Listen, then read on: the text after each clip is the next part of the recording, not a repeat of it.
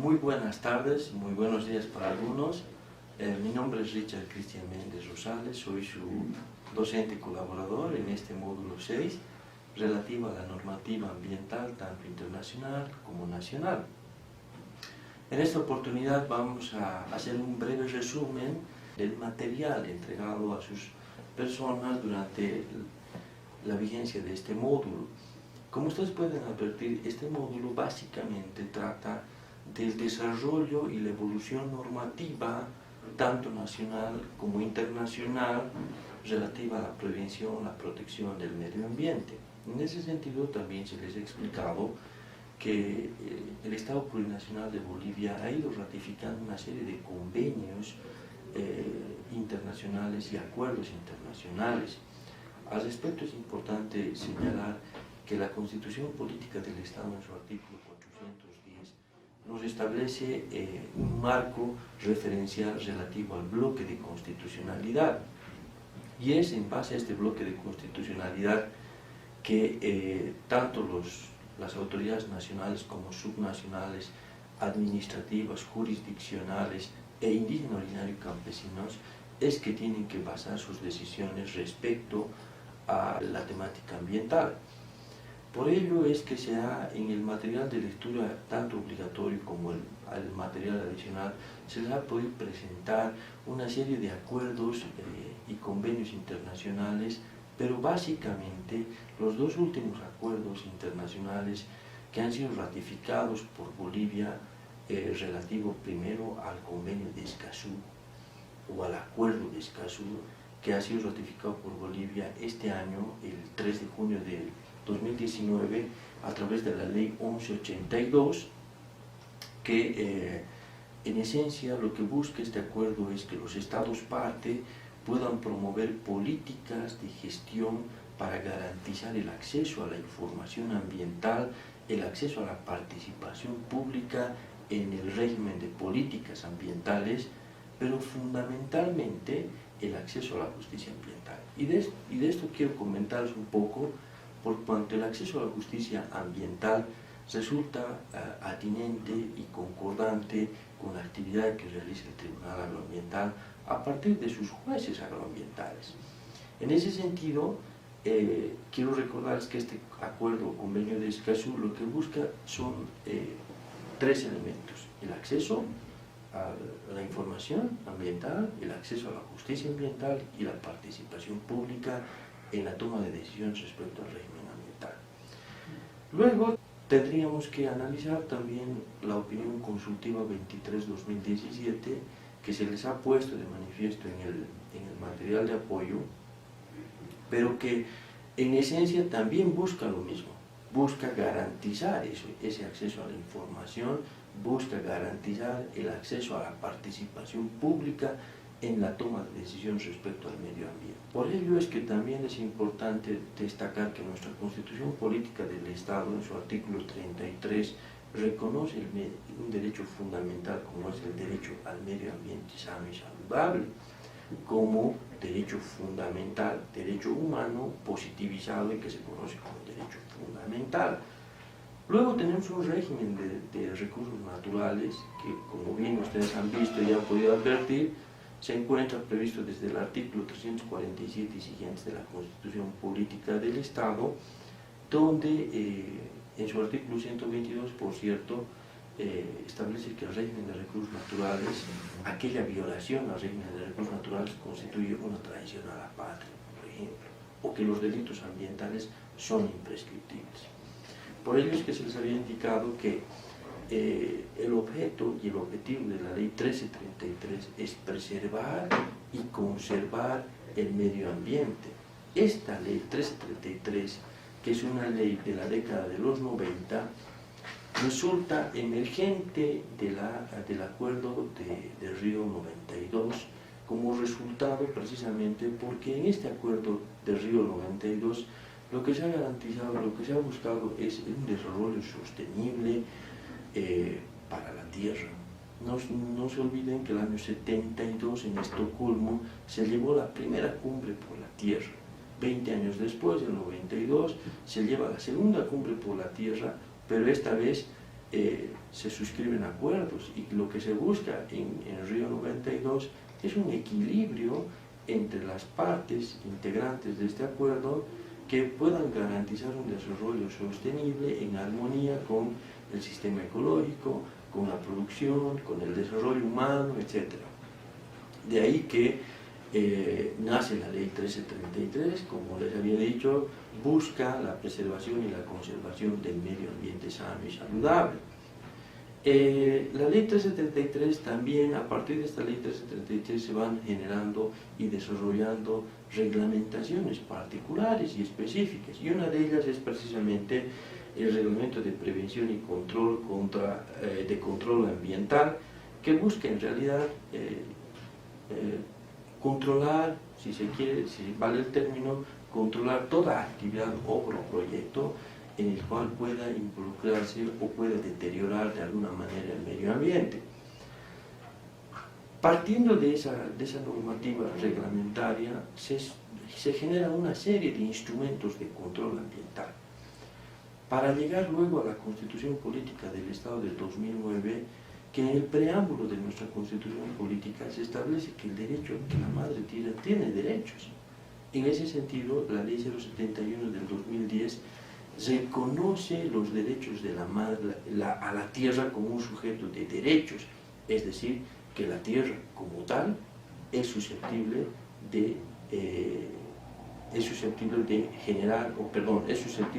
plantear una defensa por sus derechos. Luego, el año 2012, a través de la Ley 300, se genera la Ley Marco de la Madre Tierra. Esta Ley Marco de la Madre Tierra garantiza los derechos a través de políticas y un régimen de medio ambiente, es decir, que va a generar obligaciones y deberes para el Estado Plurinacional de Bolivia. Posteriormente tenemos la Ley 025, que es la ley del órgano judicial, que en su artículo 152 determina cuáles son las atribuciones de los jueces agroambientales.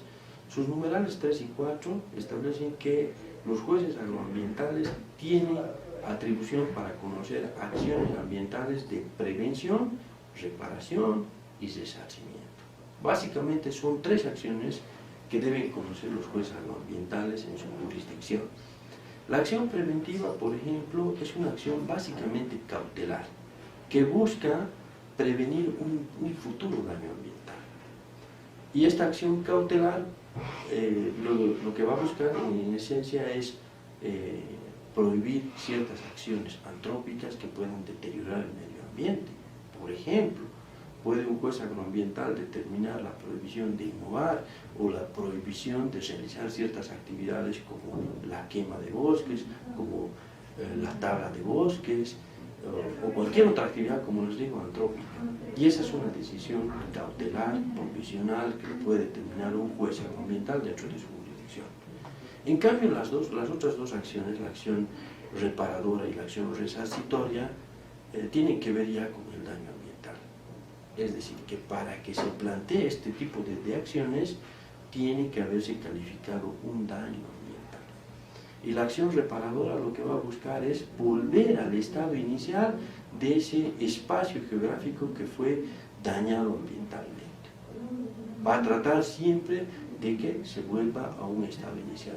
En cambio, la acción resarcitoria lo van a plantear aquellas personas individuales, particulares o colectivas, o el propio Estado, en contra de la persona individual o colectiva que hubiera ocasionado el daño ambiental, y va a haber un resarcimiento económico por ese daño ambiental. Entonces no se olviden que son 3 tipos de acciones: la preventiva, la reparadora y la resarcitoria, contempladas en el artículo 152, numerales 3 y 4 de la Ley 025. Por una parte, eso en cuanto a la normativa ambiental nacional.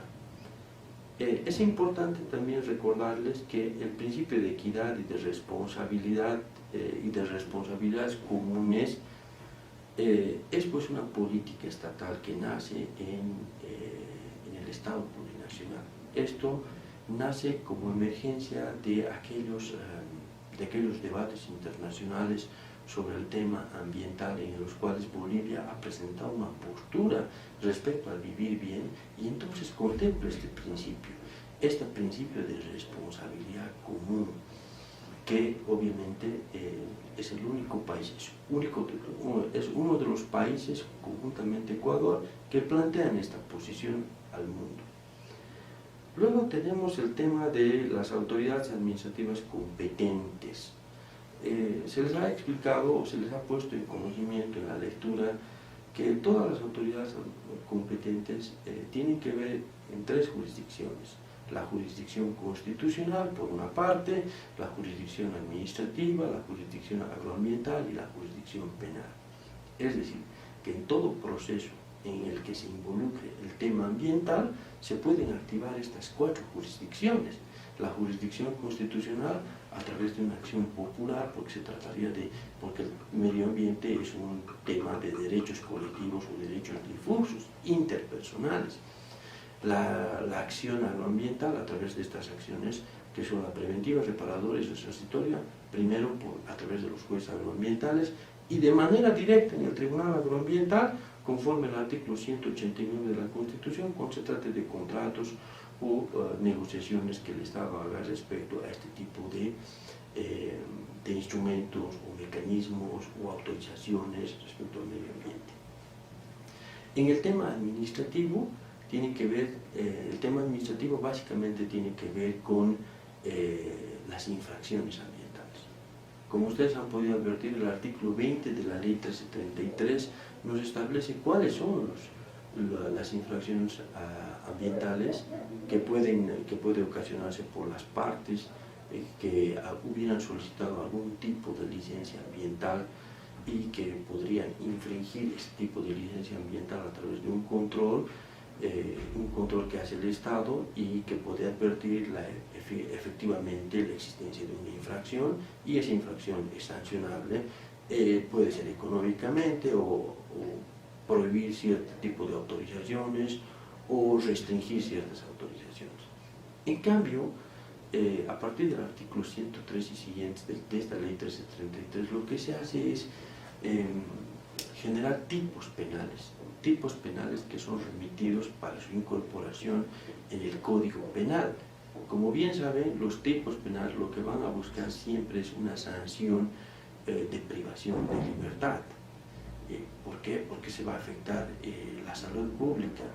Estos delitos son de orden público y, por tanto, cuando una autoridad administrativa tiene el conocimiento de la comisión de estos delitos, o cualquier autoridad o persona particular podría denunciar la comisión de estos delitos y remitir obrados ante el Ministerio Público, que es lo que se debe hacer en el caso de advertirse este tipo de acciones que constituyen delitos.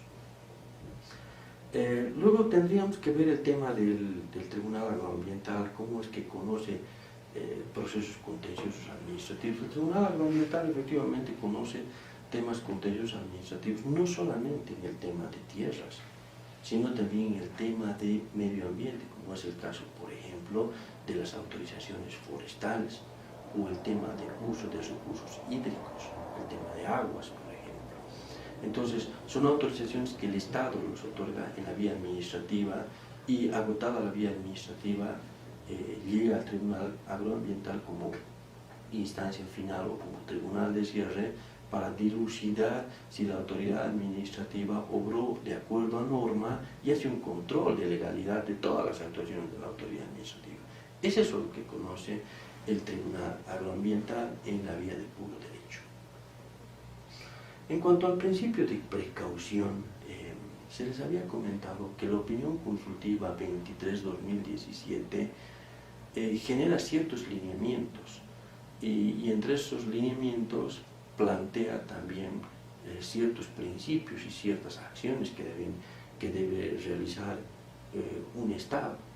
En este caso, el principio de precaución frente a posibles daños graves o irreversibles al medio ambiente que afecten los derechos a la vida y a la integridad se encuentran precisamente contemplados en esta opinión consultiva 23-2017. Es esta una opinión consultiva que forma parte del bloque de constitucionalidad y por tanto es de cumplimiento obligatorio para las partes y las autoridades que integran los estados parte. También tendríamos que hablar acerca de los juzgados agroambientales. ¿Qué es lo que buscan al final los juzgados agroambientales? Al conocer una acción ambiental, sea preventiva, reparadora o resarcitoria, lo que va a buscar el juzgado agroambiental es una responsabilidad ambiental. Busca la responsabilidad ambiental por la comisión de alguna acción que atente contra la naturaleza.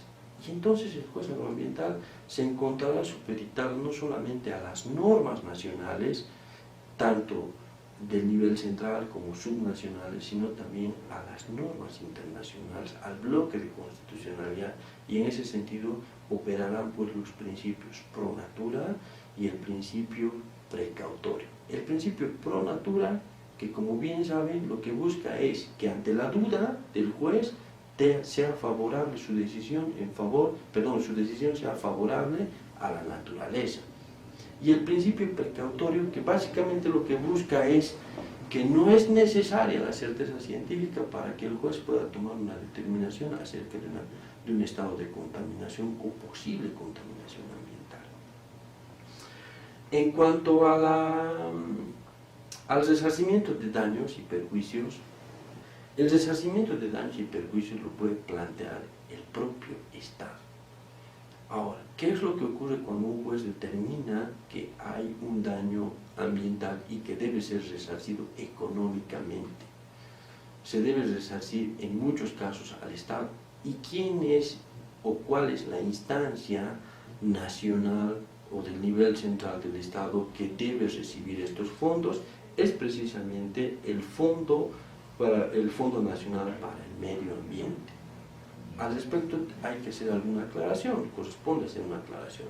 La ley 300, la ley marco de la Madre Tierra, establece también la autoridad de la Madre Tierra, y esta autoridad tiene un fondo para la Madre Tierra, pero que no contempla un reservo, que no es un fondo para que pueda recibir aquellos daños pecuniarios o calificados pecuniariamente para restablecimiento del medio ambiente, sino más bien para la protección, es decir, para la acción preventiva.